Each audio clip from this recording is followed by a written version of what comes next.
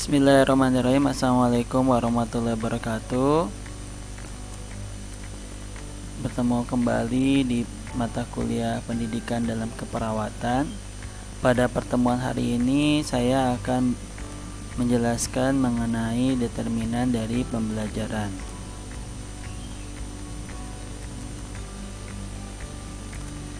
Menurut Kamus Besar Bahasa Indonesia, pengertian dari determinan adalah faktor yang menentukan, sementara pengertian dari faktor adalah hal, keadaan, peristiwa yang ikut menyebabkan atau mempengaruhi terjadinya sesuatu. Dari kedua pengertian antara determinan dan faktor tersebut dapat diambil kesimpulan bahwa pengertian dari faktor determinan adalah hal yang menentukan atau menetapkan atau memastikan. Jadi dalam determinan dari pembelajaran ini adalah merupakan hal yang menentukan dalam pembelajaran, ya. Nah, pada pertemuan ini apa sih yang kita pelajari? Pertama, mengkaji kebutuhan belajar, mode pembelajaran dan instrumen pembelajaran.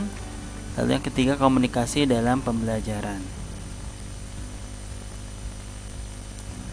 Pertama, mengkaji kebutuhan belajar, ya. Nah, pengkajian yang komprehensif dalam pendidikan kesehatan yang kaitannya dengan kebutuhan belajar dapat digali dari riwayat dan juga hasil pengkajian, ya, bisa melalui informasi ataupun dari peserta didik yang akan belajar, gitu ya. Lalu pengkajian juga mencakup karakteristik yang mungkin akan mempengaruhi proses belajar. Misalnya kesiapan untuk belajar, motivasi untuk belajar, dan tingkat kemampuan untuk membaca. Selain penggalian data melalui wawancara, ya, seorang pendidik juga dapat melakukan observasi terhadap kemampuan dan kebutuhan peserta didik. Nah, kebutuhan belajar dapat juga diidentifikasi dari pernyataan peserta didik terhadap pendidik tentang sesuatu hal yang tidak mereka ketahui atau tidak terampil dalam melakukannya. Ya, jadi kita bisa bertanya kepada peserta didik tentang kebutuhan mereka, ya, tentang keinginan mereka dalam belajar, ataupun tentang sesuatu yang tidak mereka ketahui dan ingin mereka ketahui sehingga membutuhkan pelajaran atau membutuhkan proses belajar. Oke, kita kaji tentang pengkajiannya.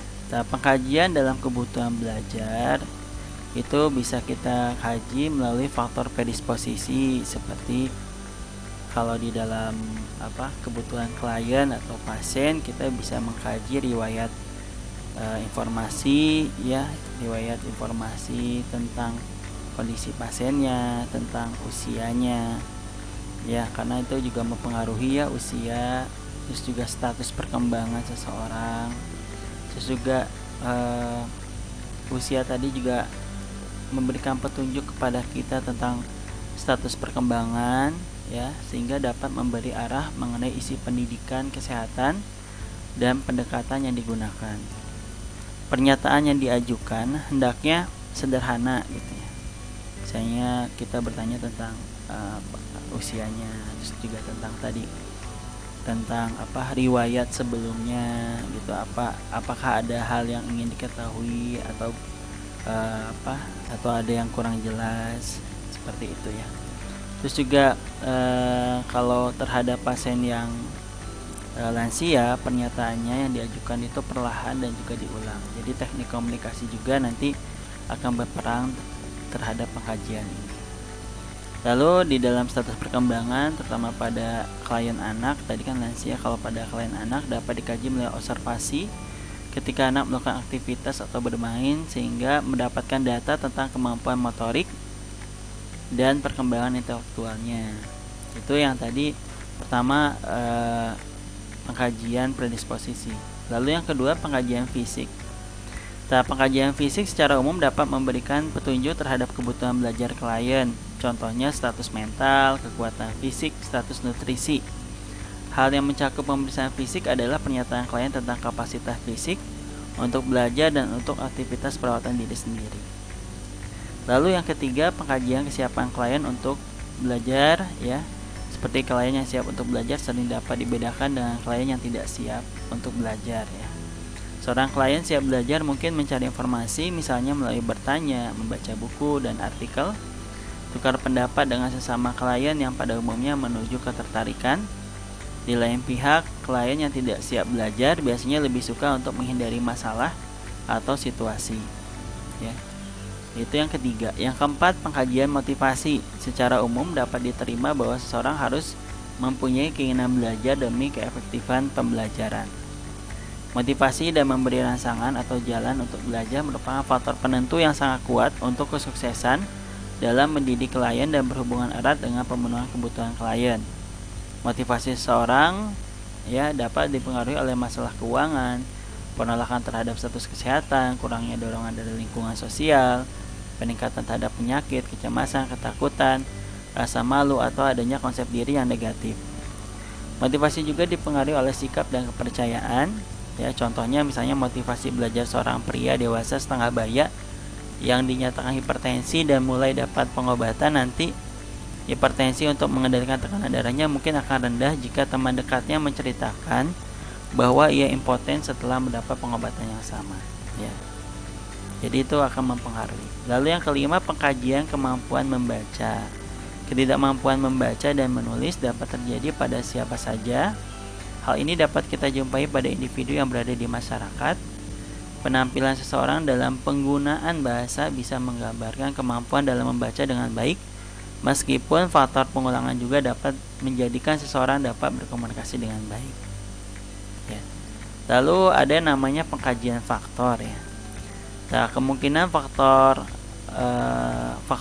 kemungkinan ya dalam pengkajian itu mencakup keterampilan serta sumber daya yang penting untuk menampilkan perilaku sehat. Sumber daya yang dimaksud meliputi fasilitas yang ada atau sumber lain yang serupa. Faktor ini juga menyangkut keterjangkauan sumber terhadap sumber tersebut oleh klien. Apakah biaya misalnya gitu ya, jarak, waktu dapat dijangkau.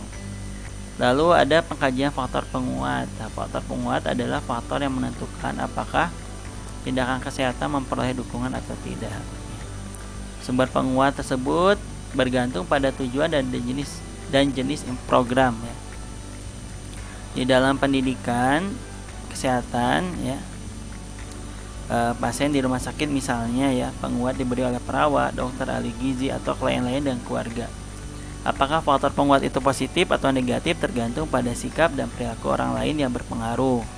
Pengaruh itu tidak sama, mungkin sebagian mempunyai pengaruh sangat kuat dibanding dengan yang lainnya dalam mempengaruhi perubahan perilaku. Sehingga seorang pendidik atau perawat perlu mengkaji secara cermat faktor penguat ini untuk menjamin bahwa sasaran pendidikan kesehatan mempunyai kesempatan yang maksimum untuk mendapat umpan balik yang mendukung selama berlangsungnya proses perubahan perilaku. Itu tadi ya, pengkajian dalam kebutuhan belajar. Lalu selanjutnya ada model pembelajaran dan instrumen pembelajaran. Apa sih model pembelajaran itu? Model pembelajaran adalah seluruh rangkaian penyajian materi ajar yang meliputi segala aspek sebelum, sedang, dan sesudah pembelajaran yang dilakukan oleh guru, serta segala fasilitas yang terkait yang digunakan secara langsung atau tidak langsung dalam proses belajar mengajar. Model pembelajaran adalah kerangka kerja yang memberikan gambaran sistematis untuk melaksanakan pembelajaran agar membantu belajar siswa dalam mencapai tujuan yang ingin dicapai. Artinya, model pembelajaran merupakan gambaran umum namun tetap mengkerucut pada tujuan khusus. Model mengajar dapat diartikan sebagai suatu rencana atau pola yang digunakan dalam menyusun kurikulum, mengatur materi peserta didik, dan memberi petunjuk kepada pengajar di kelas dalam setting pengajaran atau setting lainnya. Fungsi model pembelajaran adalah sebagai pedoman bagi pengajar dan para guru dalam melaksanakan pembelajaran ya. Tentunya hal ini ya menunjukkan bahwa menunjukkan bahwa model pembelajaran ya itu berfungsi sebagai pedoman bagi para perancang pembelajaran dan para pengajar dalam merencanakan dan melaksanakan aktivitas belajar sehingga tujuan pembelajaran dapat tercapai. Ciri-ciri model pembelajaran itu ada beberapa cirinya ya. Ada ciri umum. Ciri umum itu lebih luas ya, seperti strategi, metode atau prosedur ya. Lalu kalau model pembelajaran ciri khusus itu ada 4 ya. Ada 4 ciri model pembelajaran secara khusus. Yang pertama, rasional teoritik yang logis ya, disusun oleh para pencipta atau pengembangnya. Lalu yang kedua, landasan pemikiran tentang apa dan bagaimana siswa belajar ya, tentang tujuan pembelajaran yang akan dicapai. Lalu yang ketiga, tingkah laku mengajar dan diperlukan agar model tersebut dapat dilaksanakan dengan berhasil. Lalu yang terakhir adalah 4 adalah lingkungan belajar ya, yang diperlukan agar tujuan pembelajaran itu dapat tercapai ya. Jadi ada 4 ciri khusus dalam model pembelajaran ya. Lalu di sini tadi pengertiannya sudah, cirinya juga sudah ya, ada 4 hal ya. Lalu ada ciri-ciri model pembelajaran yang lain ya, seperti yang pertama tadi berdasarkan teori pendidikan dan teori belajar tertentu ya. Lalu yang kedua, mempunyai misi atau tujuan pendidikan tertentu. Lalu dapat dijadikan pedoman untuk perbaikan kegiatan pembelajaran di kelas. Lalu memiliki perangkat bagian model, sama memiliki dampak sebagai akibat penerapan model pembelajaran baik langsung maupun tidak langsung. Oke, ada jenis dan macam model pembelajaran. Jenis model pembelajaran menurut Joyce and Well ya, itu terbagi menjadi 4 kategori, yaitu information process model atau model pemrosesan informasi ya. Model ini menekankan pada pengolahan informasi dalam otak sebagai aktivitas mental siswa. Model ini akan mengoptimalkan daya nalar dan daya pikir siswa melalui pemberian masalah yang disajikan oleh pendidik. Tugas peserta didik adalah memecahkan masalah-masalah tersebut. Model ini menerapkan teori belajar behavioristik dan kognitivistik.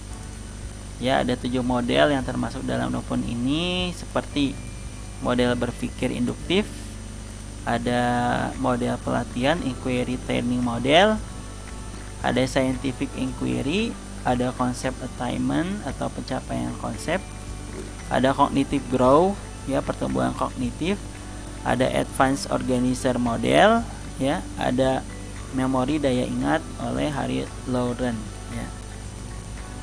Personal model atau model pribadi sesuai dengan namanya, model mengajar dalam rumpun ini. Tadi yang pertama information ya, yang kedua personal model, model pribadi. Model mengajar dalam rumpun ini berorientasi kepada perkembangan diri individu ya. Implikasi model ini dalam pembelajaran adalah pendidik harus menyediakan pembelajaran sesuai dengan minat, pengalaman, dan perkembangan mental peserta didik.